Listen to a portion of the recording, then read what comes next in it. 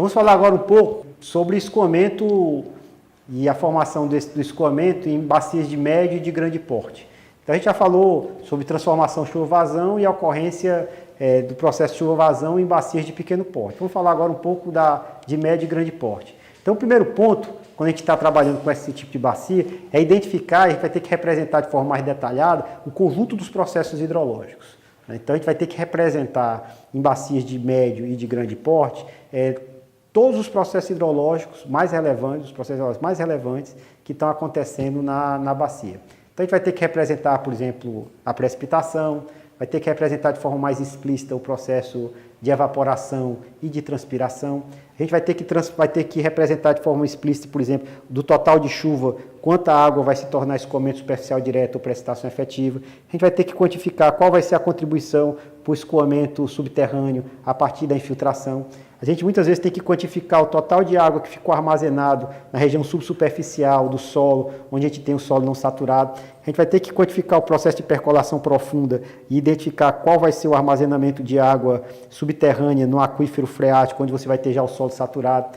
A gente vai ter que saber que existe uma relação entre essa água subterrânea com o rio.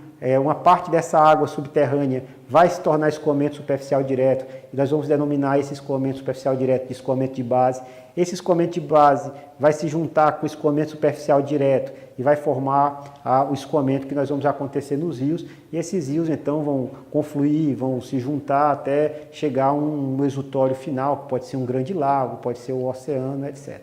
Então, na realidade, quando a gente está tentando representar, quando a gente quer simular os efeitos que vão acontecer em bacias de médio e de grande porte, a gente vai ter que representar esses processos hidrológicos e os estoques de água e os fluxos que vão acontecer entre eles, e também a translação dessas vazões que vão acontecer nos rios, ou seja, muitas vezes a gente vai a propagação dessas cheias nesses rios. Então vão existir diversos tipos de modelo que vão poder nos ajudar na representação desses processos. Alguns modelos são modelos de base física, onde a gente vai ter que ter um nível de detalhamento muito grande de todos esses processos, usar as equações de transporte de momento, conservação de massa, né, para poder representar esses processos. E existem alguns outros modelos que para médias e grandes bacias é o que é o mais usual, que são os modelos que a gente chama conceituais. Esses modelos conceituais se caracterizam por a gente ter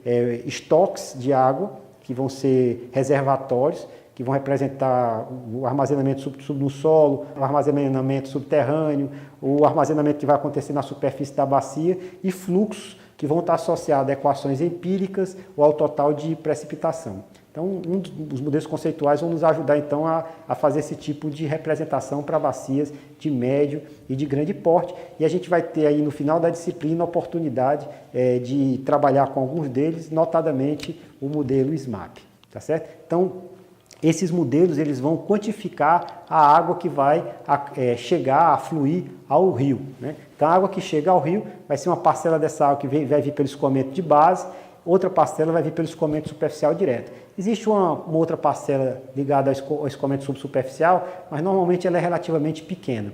Então isso vai ser a vazão que vai chegar no rio. A vazão que chega pelo escoamento superficial direto ela é mais rápida, e a vazão que chega pelo escoamento subterrâneo, que é aquela vazão de base que eu falei para vocês, é mais lenta.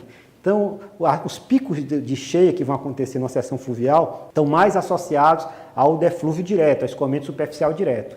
Enquanto as vazões mínimas que caracterizam um corpo d'água estão associadas ao escoamento de base. São aquelas vazões que vão acontecer depois que tiver cessado completamente as chuvas, quando a gente estiver já no período de estio.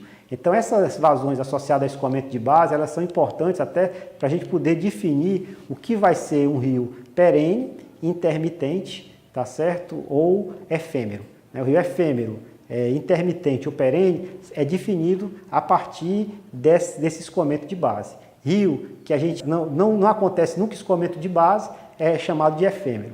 Rio que o escoamento de base acontece durante todo o período úmido e não acontece no período seco é chamado de intermitente. E rio que durante todo o ano, no período úmido e no período seco, você tem escoamento de base é chamado de rios perenes. Então o lençol freático no rio perene está sempre acima do nível da cota do fundo do rio. né? E no escoamento dos rios intermitentes, ele oscila, no período o lençol freático fica acima da calha do fundo do rio, do nível do talveg, e no período seco ele fica abaixo, e finalmente os rios efêmeros ele está sempre abaixo, né? Então são mais pequenos córregos. Então a gente precisa ver isso, né? Então o escoamento superficial direto vai acontecer quando a intensidade da chuva for maior do que o total de infiltração.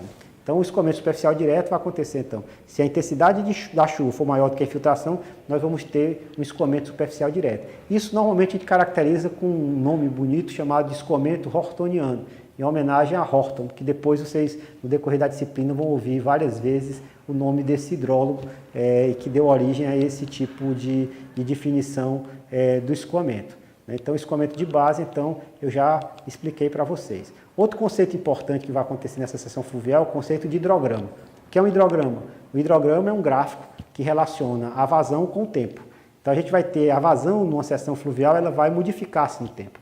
E essa curva que descreve a modificação da vazão com o tempo é chamada de hidrograma. Então o hidrograma ele vai ter um momento que a gente vai ter a subida desse hidrograma, ou seja, aquele escoamento superficial, aquele runoff superficial, escoamento superficial direto, vai fazer com que haja um aumento vertiginoso da rampa, né? Vai ter uma rampa íngreme de subida do escoamento superficial direto, e depois disso o escoamento superficial direto começa a diminuir, e a gente vai ter então nesse hidrograma basicamente o escoamento de base. Tá certo? Então a gente vai ter rios onde a gente vai ter então picos, que estão associados a esse escoamento superficial direto, e depois, quando acaba-se a precipitação e o escoamento superficial direto, ele vai começar a diminuir, e essa diminuição a gente denomina de curva de recessão, e nessa curva de recessão a gente vai ter só escoamento de base, né? Então o hidrograma é um conceito extremamente importante, né, que vai representar então essa relação entre vazão contra tempo. A gente pode pegar esse hidrograma para um evento específico, pode pegar um hidrograma para o período de um ano, ou um hidrograma para períodos maiores.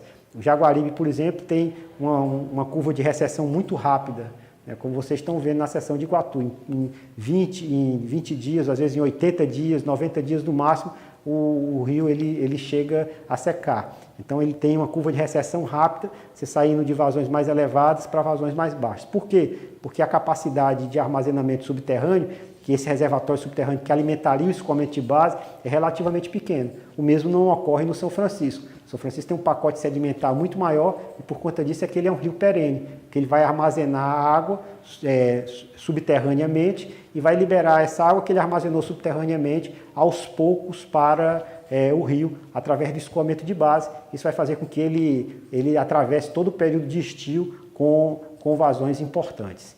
Tá certo? Então, basicamente, são esses aí alguns conceitos importantes que a gente tem que guardar quando a gente está falando em bacias maiores e rios, esse conceito de hidrograma, e a gente tem que fazer então uma simulação utilizando modelos hidrológicos conceituais que vão representar esses processos hidrológicos na bacia.